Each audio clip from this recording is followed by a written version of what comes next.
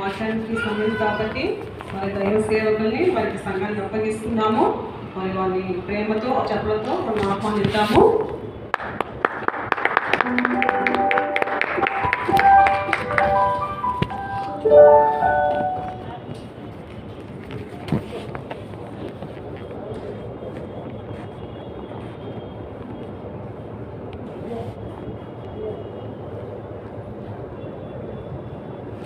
Praise the Lord. హల్లెలూయా. హల్లెలూయా. దేవునికి మహిమకరంగా అందరం మన స్వరమెత్తి చేతులెత్తి దేవుని కనపరుస్తూ ఆయనకి 3 సార్లు హల్లెలూయా చెప్తాం. హల్లెలూయా. హల్లెలూయా. హల్లెలూయా. హల్లెలూయా. హల్లెలూయా. హల్లెలూయా. మన ప్రభు అయిన యేసు క్రీస్తు నామం పేరట రక్షకుడైనటువంటి మనల్ని కాపాడి సంరక్షించి పోషిస్తున్నటువంటి మన యొక్క దేవుని నామం పేరట ఈ సాయంకాల వేళలో ఈ ఆరాధనలో పాల్గొన్న మీ అందరికీ వందనాలు తెలియజేస్తున్నా. జీసస్ కాల్స్కి మా కుటుంబానికి అత్యున్నత సహవాసం సన్నిహితం ఉంది. దేవుడు ఈ జీసస్ కాల్స్ ద్వారా అనేక పర్యాయాలు స్వార్థ పరిచయంలో పాల్గొనడానికి నాకు ఇచ్చినటువంటి కృపను బట్టి దేవుడికి వందనాలు. అలాగే జీసస్ కాల్స్ ఆర్గనైజేషన్ గారికి, అలాగే మన సహోదరి రమ్య సిస్టర్ గారికి కూడా వందనాలు తెలియజేస్తూ ఉన్నాను. ప్రార్థన చేస్తూ ఉన్నప్పుడు దేవుడు నాతో మాట్లాడిన మాటను నేను మీతో పంచుకోవాలని ఆశపడుతూ ఉన్నాను. కీర్తన గ్రంథము 118వ కీర్తన 8-9 వచనాలు మాత్రం మనం చదువుకుందాం. కీర్తన గ్రంథము జాగ్రత్తగా విందాం. మనుష్యులను నమ్ముట కంటే యెహోవాని ఆశ్రయించుట మేలు. ఎవరిని ఆశ్రయించుట? యెహోవాని ఆశ్రయించుట మేలు. అందరూ కలిసి నాతో చెప్పండి. యెహోవాని ఆశ్రయించుట. తర్వాత వచ్చిన రాజులను నమ్ముట కంటే యెహోవాను ఆశ్రయించుట మేలు. హల్లెలూయా. హల్లెలూయా. ఈ 2 వచనాలు దేవుడు నాకు తరచూ చూపిస్తూ వచ్చాడు. ఈ వాక్య భాగంలో నుండి సువార్త పరిచయం చేయడానికి నేను ఆలోచించాను. అపోస్తలుడైన పౌలు రోమా పత్రికలో ఒక మాట రాస్తున్నాడు. రోమీయులకు రాసినటువంటి పత్రిక 8వ అధ్యాయము 31వ వచనంలో ఒక మాట రాశాడు. అక్కడ ఏం రాశాడంటే, దేవుడు మన పక్షముగా ఉండగా మనకి విరోధి. హల్లెలూయా.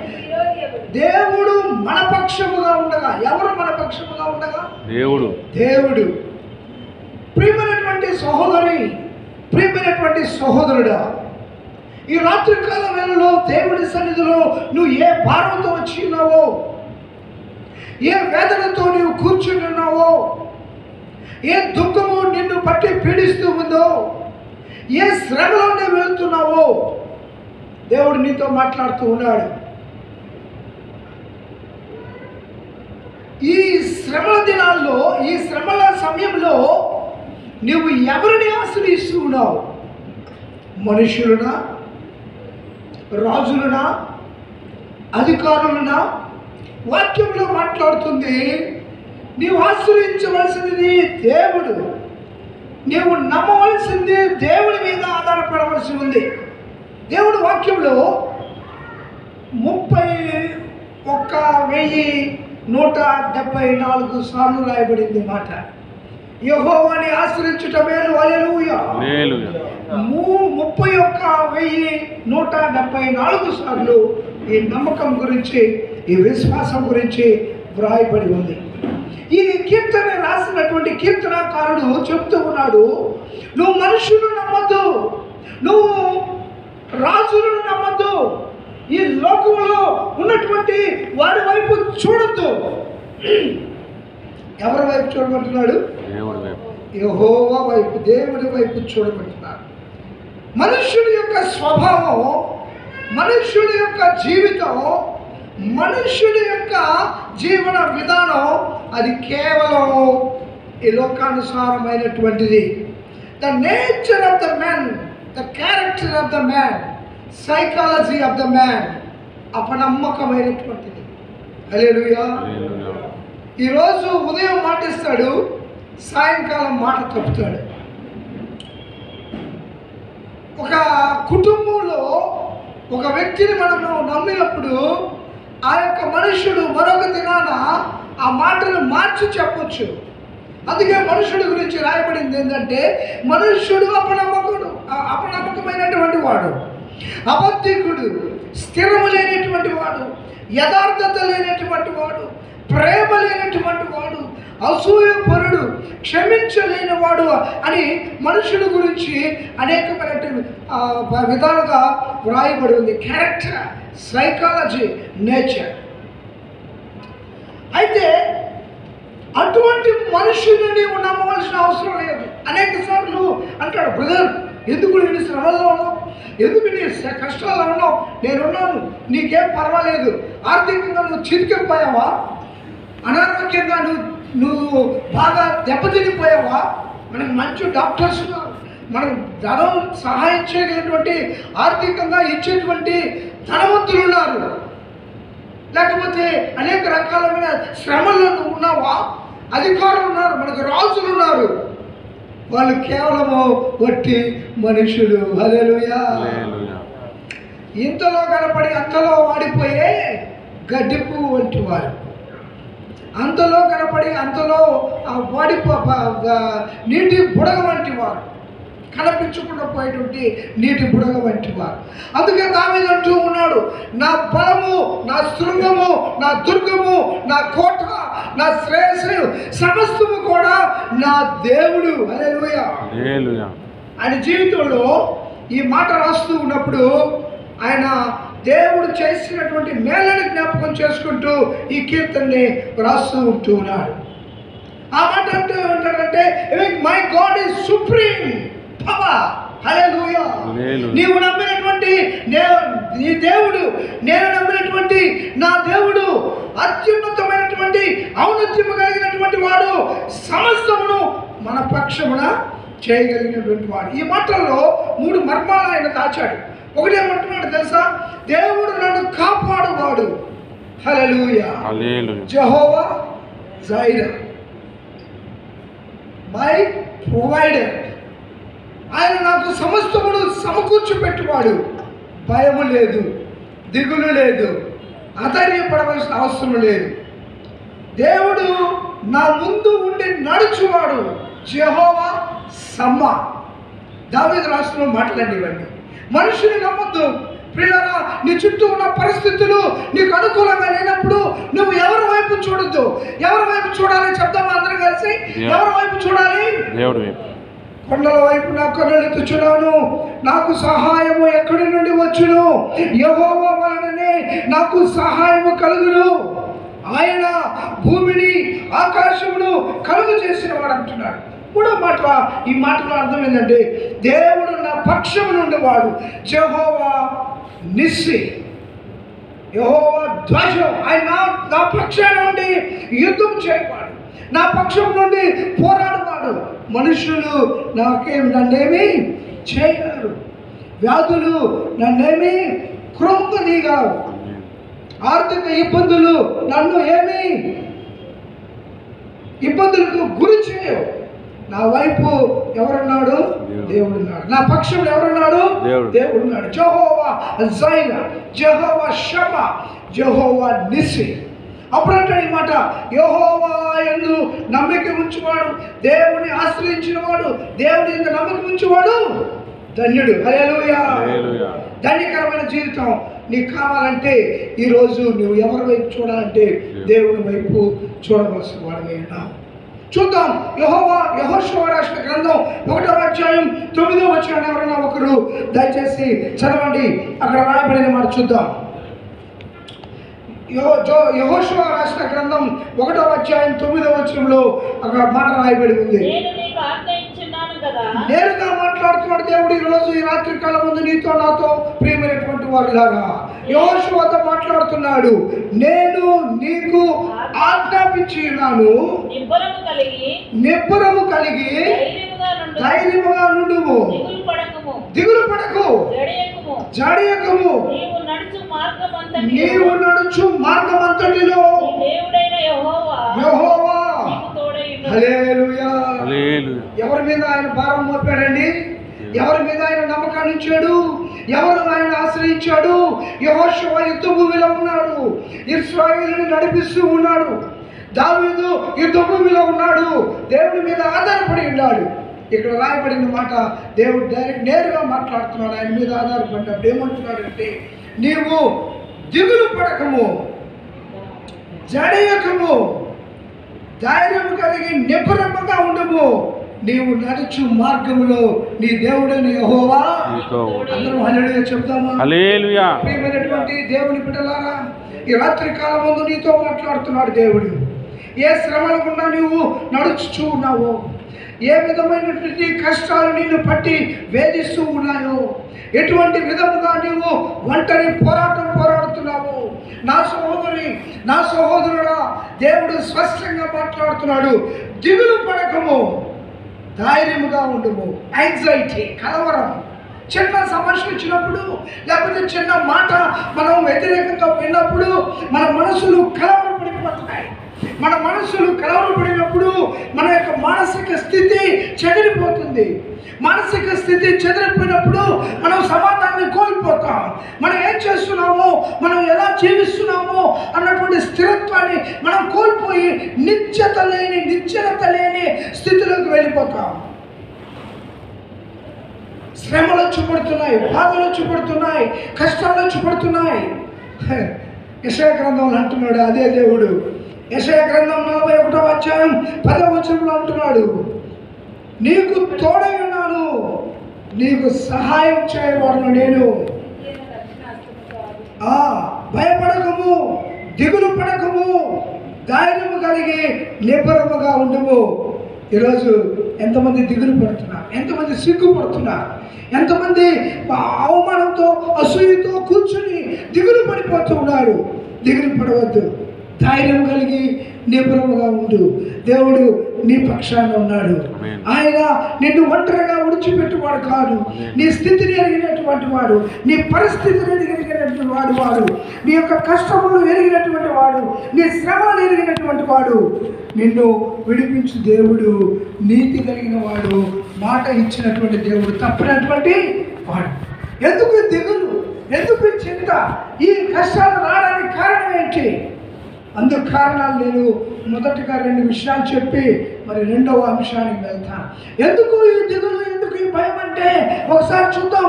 కయ్యూను ఉన్నాడు, ఆదాము అవ్వలు, వారిరువురు కూడా ఏదైనా తోటలో నుంచి తరిమి వేయబడిన తరువాత వారికి కలిగిన ప్రధాన సంతానము కయ్యూను.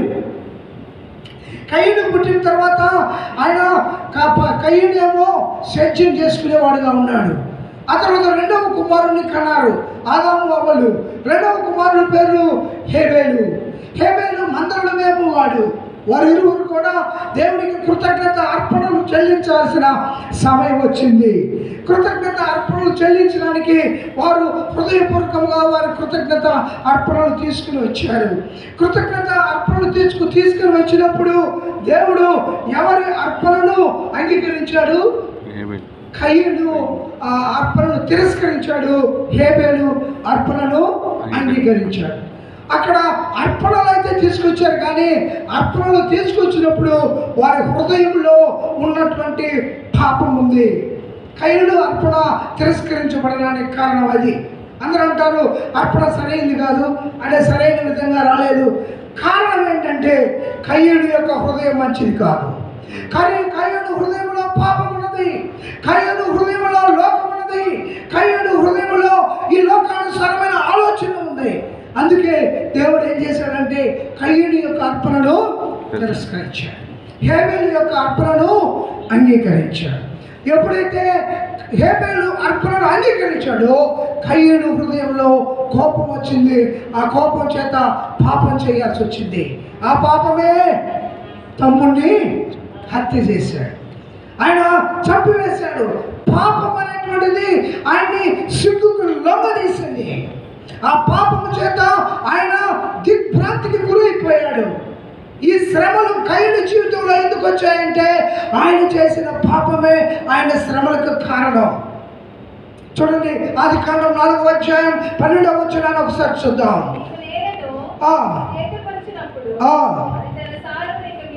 ఇక ఆ భూమి నీకు సారమునివ్వదు. దిగులు పడుచు దేశ దిమ్మరమై ఉందని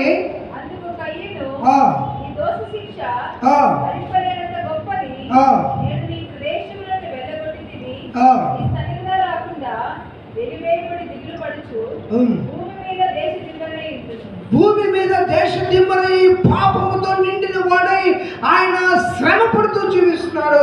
అందుకు కారణం ఏమిటో తెలుసా? కయీను జీవితంలో ఉన్న పాపం, కయీను చేసినటువంటి అక్రమమైన కార్యం. ప్రియులారా, ఈ రాత్రి కాలం మందు ఎందుకు నాకు ఈ శ్రమలు వస్తున్నాయి, ఎందుకు నాకు ఈ కష్టాలు వస్తున్నాయి, ఎందుకు నాకు ఇంత ఘోరమైనటువంటి పరిస్థితులు నేను ఎదుర్కొంటున్నాను అని నువ్వు దిగులు పడుతున్నావు. కయీను ఎందుకు దిగులు పడుతున్నాడో తెలుసా? ఎందుకు సిగ్గు చేత తల ఉంచుకున్నాడో తెలుసా? కయీను హృదయం దేవుని సన్నిధిలో మంచిది కాదు. కయీను దేవుని సన్నిధికి వచ్చినప్పుడు ఆయన హృదయము పాపంతో నిండి ఉంది. ఆయన జీవితము దేవునికి యోగ్యకరమైనటువంటిదిగా లేదు. ప్రియులారా, ఒకవేళ ఈరోజు శ్రమల్లో ఉన్న నీకు నీ పాపాలు కారణం కావచ్చు. సిగ్గు చేత తల ఉంచి దుఃఖంలో బాధపడుతున్నా నీకు నీ పాపమే అడ్డం వచ్చి ఉండొచ్చు. ఆలోచించేద్దామా? నీ జీవితము దేవునికి ఇష్టం లేదే ఉందేమో, నీ క్రియలు నీ ప్రవర్తన దేవునికి అయిష్టంగా ఉందేమో. ఒకసారి జ్ఞాపకం చేసుకుందాం, ఒకసారి ఆలోచించేద్దాం. ఒక అతను జైల్లో వేయబడ్డాడు. జైల్లో వేయడానికి కారణం ఏంటంటే ఆయన హత్య చేశాడు. హత్య చేసినప్పుడు అతన్ని చెరసాలలో వేశాడు. ఆయన మిత్రుడు అయినటువంటి ఒక న్యాయవాది అతన్ని విడిపించడానికి జైలుకి వెళ్ళాడు. ఆ జైలుకి వెళ్ళి అతన్ని విడిపించడానికి కొరకు అతనితో మాట్లాడుతున్నాడు.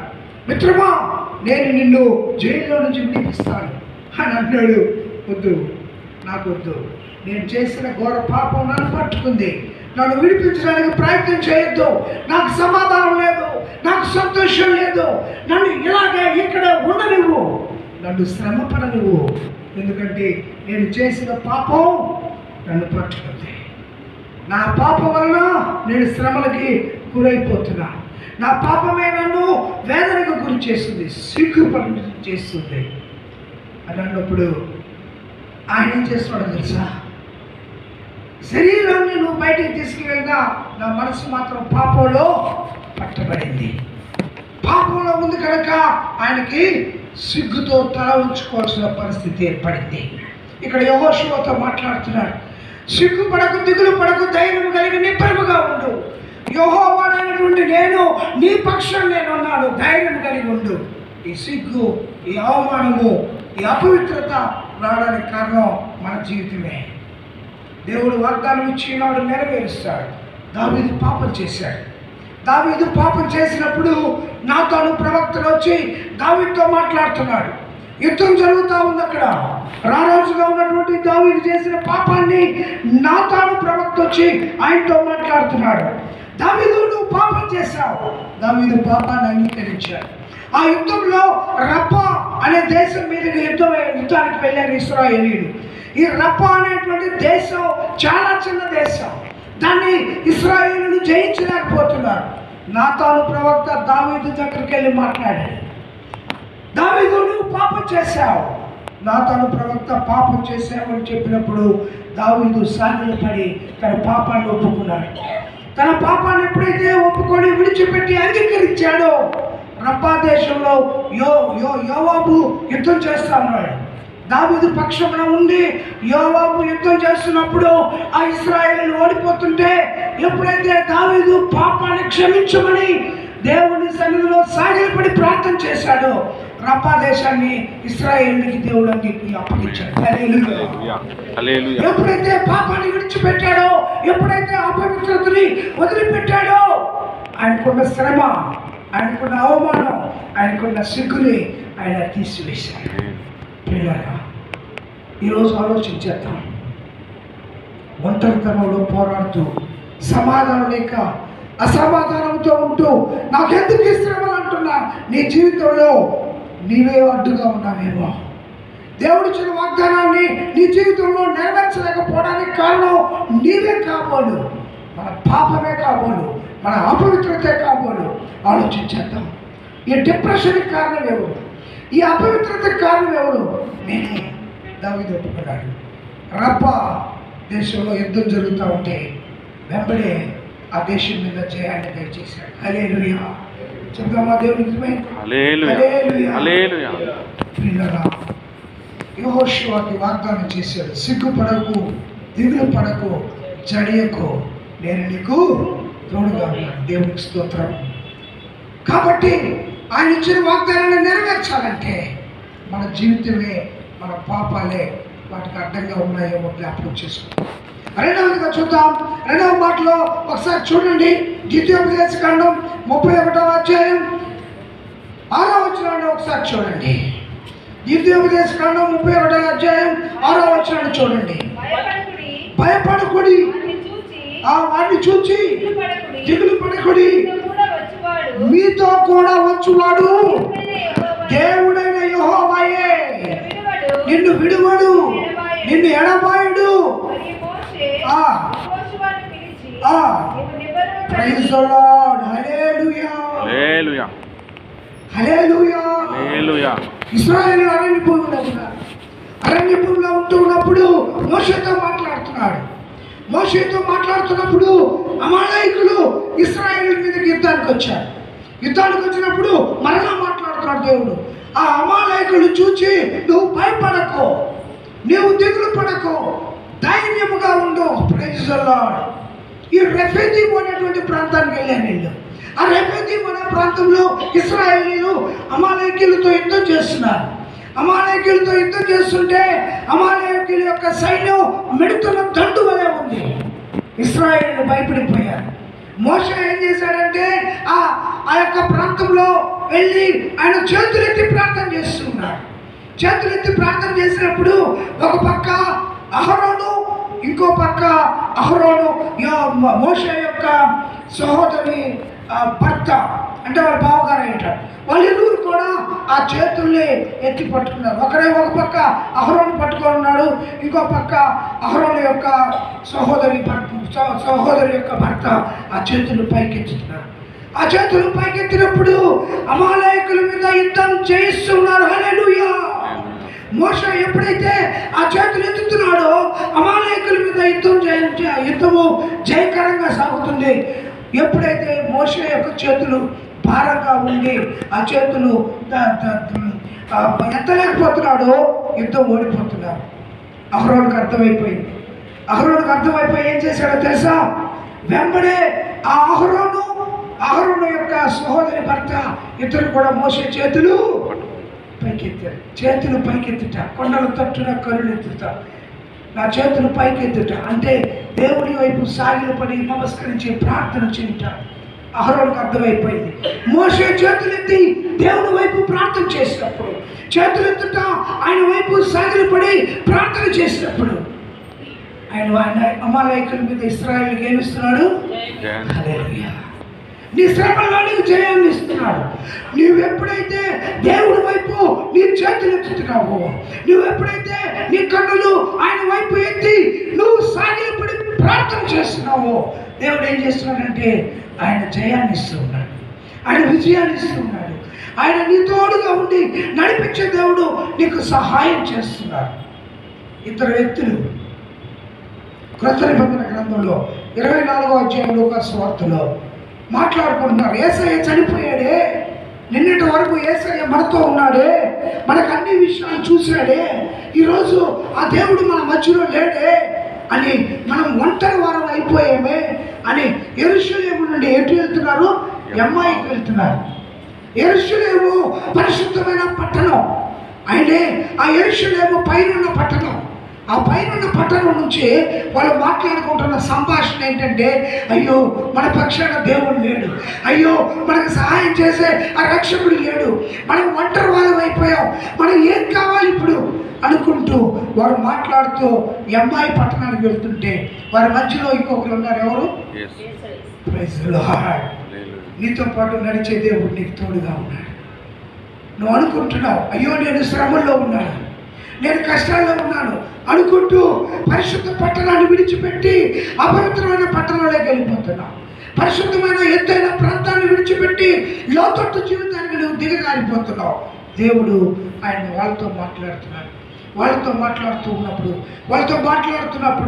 వాళ్ళ ఆ ఇద్దరు ఎవరయ్యా అంటే ఒక శిష్యుడు, ఇంకొక ఎవరయ్యా అంటే క్లయోపా అనేటువంటి మరొక శిష్యుడు. వాళ్ళు మాట్లాడుతున్నప్పుడు యేసయ్య వాళ్ళతో మాట్లాడుతున్నారు. వాళ్ళు యేసయ్యతో మాట్లాడుతున్నారు. అప్పుడు ఏం జరిగిందంటే వెంబడే వారి కళ్ళు తెరవబడ్డాయి. Praise the lord. దేవుడికి మహిమ చెల్లిద్దామా? హల్లెలూయా. నువ్వు ఎప్పుడైతే దేవుడి గురించి సంభాషిస్తున్నావో, నువ్వు ఎప్పుడైతే దేవుడి గురించి మాట్లాడుతున్నావో, నువ్వు ఎప్పుడైతే దేవుడితో సంభాషిస్తూ ఆయన మీద నీ మనసు పెట్టావో, వెంబడే నీ జీవితంలో గొప్ప మార్పు. వాళ్ళు గుర్తుపెట్టి ఈయన యేసయ్య కదా, యేసయ్య. ఈయనకి సాక్షులుగా మనం జీవిద్దాం. మనం ఒంటరి వాళ్ళం కాదు. మనల్ని దేవుడు విడిచిపెట్టలేదు. దేవుడు మనకు తోడుగా ఉన్నాడు. నీతో నడిచేటువంటి దేవుడు తోడుగా ఉన్నాడు. నిన్ను నడిపించే దేవుడు నీకు తోడుగా ఉన్నాడు. వాళ్ళు వెంబడే ఏం చేశారు తెలుసా? అమ్మాయి పట్టణాన్ని విడిచిపెట్టి ఇప్పుడు ఎటు వెళ్తున్నారు? యెరూషలేముకు వెళ్తున్నారు. Glory to God. భయాన్ని విడిచిపెట్టి ధైర్యం కలిగి వెళ్తున్నారు. అపవిత్రతను విడిచిపెట్టి పవిత్రతలోకి వెళ్తున్నారు. ఎప్పుడైతే దేవుని వైపు చూశారో, ఎప్పుడైతే దేవుడితో మాట్లాడుతున్నారో, ఎప్పుడైతే దేవుడు వారితో సంభాషిస్తున్నాడో, వెంబడే వారిలో ఉన్న ఒంటరితనం పోయింది. వారిలో ఉన్నటువంటి భయాలు తొలగిపోయాయి. వారిలో ఉన్న పాపం విడిచిపెట్టబడింది. వారికి దేవుడు ఏం చేశాడు? తోడుగా ఉండి వారిని నడిపించాడు. Praise the Lord. హల్లెలూయా. చూద్దాం, రెండవ మాట చూద్దాం. 2వ దినవృత్తాంతం రాసినటువంటి గ్రంథం 32వ అధ్యాయం 7-8 వచనాలు చూద్దాం. 2వ దినవృత్తాంతం రాసినటువంటి గ్రంథం 32వ అధ్యాయం 7-8 వచనాల్లో అక్కడ మనకి ఇంకొక సందర్భం కనబడుతుంది. అష్షూరు రాజు సహాయం కంటే మన యుద్ధము చేయించుటకు దేవుడు మన పక్షముగా ఉండి యుద్ధము చేయవాడు. హిజ్కియా ఆ యూదులతో మాట్లాడుతున్నాడు. మీరు దిగులు పడకుడి, ధైర్యమును విడవకుడి. అష్షూరు రాజుకైనను అతనితో కూడా ఉన్న సైన్యం మంతటికును భయపడవద్దు, విస్మయపడవద్దు. అతనికి కలిగి ఉన్న సహాయము కంటే ఎక్కువ సహాయము మనకి కలదు. ఆయన యొక్క అండ ఏంటంటే మాంస సంబంధమైనటువంటి అండ. అంటే మనకు సహాయం చేయుటకు, మన యుద్ధములను జరిగించుటకు ప్రైజ్ ది లార్డ్, మన దేవుడైన యెహోవా మనకు తోడుగా ఉన్నాడు. Praise the Lord. ఆమేన్ చెప్దామా? ఆమేన్. హల్లెలూయా. ఆమేన్ చెప్దామా? ఆమేన్. హిజ్కియా మాట్లాడుతున్నాడు. దేశమంతా భయపడిపోయారు. ఎందుకు భయపడిపోయారు? ఎందుకు దిగులు పడిపోయారు? ఎందుకు అధైర్యపడిపోయారు? కారణం ఏంటంటే వారి మీదకి యుద్ధం వచ్చింది. యుద్ధం వచ్చిన ఎవరయ్యా అంటే అష్షూరు సైన్యం. వాళ్ళ మీదకి వచ్చినప్పుడు యూదావారులారా మీరు దిగులు పడొద్దండి, మన పక్షాన యుద్ధం చేసే దేవుడు ఉన్నాడు. వాళ్ళకి కలిగింది ఏంటో తెలుసా? గుర్రములు.